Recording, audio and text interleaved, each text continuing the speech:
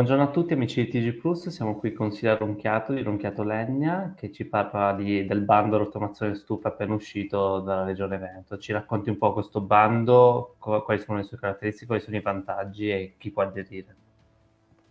Allora, questo bando offre un duplice vantaggio, in quanto il primo è di natura economica per i residenti in Veneto, che sono interessati chiaramente a questa opportunità, in quanto hanno l'occasione di sostituire una stufa o un caminetto, mettendo anche a norma l'intero impianto a costo zero o comunque con un piccolo investimento. Il contributo della Regione infatti viene sommato a quello che è l'incentivo del conto termico che viene erogato dal GSE e la somma può arrivare a coprire fino al 100% della spesa ammessa. Questo è il primo vantaggio, diciamo, più immediato. Il secondo vantaggio, che è un po' meno concreto, però è un vantaggio certamente ambizioso e soprattutto etico, è rappresentato dal fatto che grazie all'ammodernamento degli impianti e la messa a norma si punta al miglioramento della qualità dell'aria nella nostra regione, e questo è anche il vero obiettivo della Regione Veneto, ed è appunto quello di sensibilizzare la cittadinanza ad adottare comportamenti corretti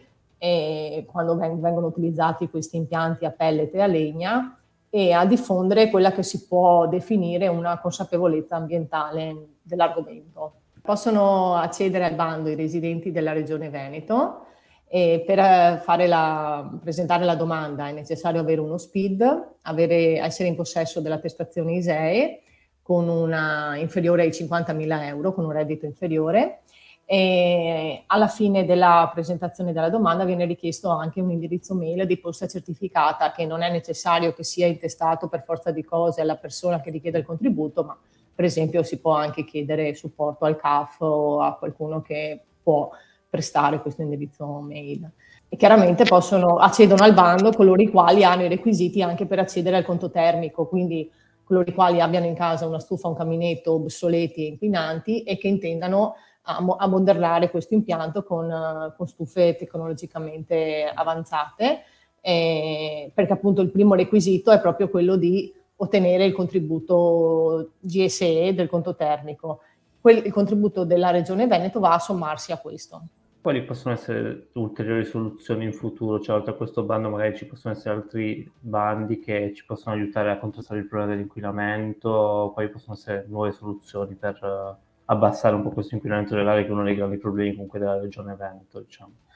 Allora, altri incentivi in corso adesso, rimane sempre comunque il conto termico anche per coloro i quali non